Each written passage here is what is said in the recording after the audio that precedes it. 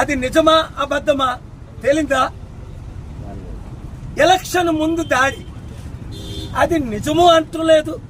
నిజంగా దాడి జరిగితే తీవ్రంగా ఖండిస్తున్నా. Nothing but nonsense. కానీ ఇదో డ్రామా, ఓట్ల సింపతి కొరకు చేయించుకుంటే అది మోసం. ఎట్లా మాట్లాడాలి?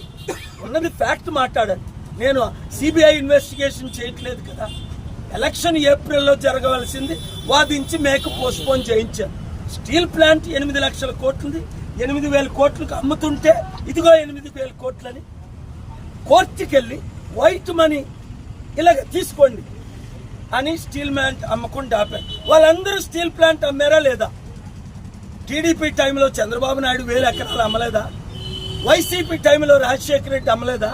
ఇప్పుడు 60,000 కోట్లు జగన్మోహన్ రెడ్డి గంగవరం పోర్టు అదానీకి అమ్మలేదా? రేవంత్ రెడ్డి